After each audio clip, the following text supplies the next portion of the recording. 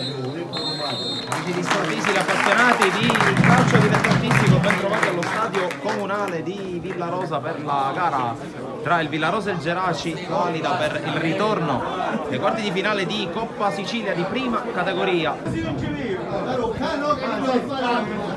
Va Versa, la battuta ancora sul primo palo, colpo di testa e la sfera che si perde fuori. Poi il colpo di testa adesso di Velardi per la Mantia, che tocca in avanti per Velardi, contropiede Geraci. Velardi evita Mardi, Velardi nella di rigore, Velardi! La palla alta sopra la traversa, occasionissima per Claudio Velardi.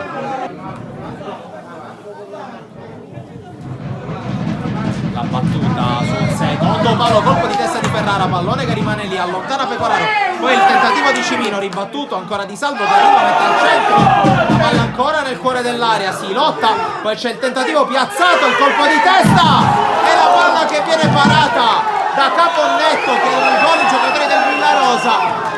Ed è Di Salvo, un altro calcio piazzato, pallone che spiova ancora in area, colpo di testa tra le braccia di Corradino, è andato, se non ho visto male, Cimino. La battuta da parte di Salvo verso l'area di rigore, il colpo di testa di Cordaro per Cimino, segna ma a gioco fermo, fuori gioco da parte del numero 14 del Villarosa.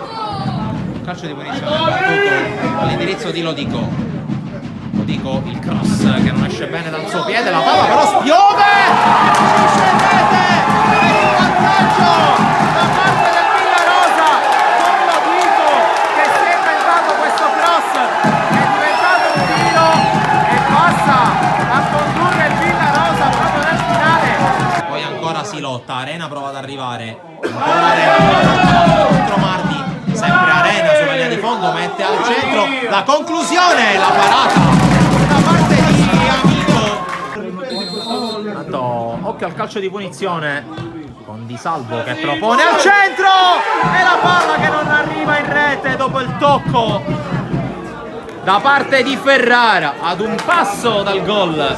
Nessuno del Villarosa fuori dagli ultimi 20 metri, fischia l'arbitro, Muro cerca la porta, non la trova, prova a perdere palla, allora attenzione alla ripartenza con l'avanzata proprio di Dabò prende spazio, calcia, la respinta di Corradino e poi Chiazzese che mette fuori, che mette in movimento Cocimano atteso da Conatè, Cocimano va al cross, secondo palo, c'è Cordaro che si coordina, calcia, palla fuori, non di molto, è andato ad un passo dall'Eurogol Cordaro per il Villarosa.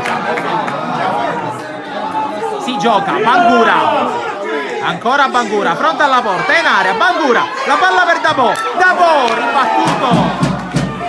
Per recuperare il tempo perso per questo cambio, Rape subito messo in azione, Bangura se ne va, la corsa di Bangura che prende il centro, sinistro, palla fuori, non di molto, il direttore di gara che inizia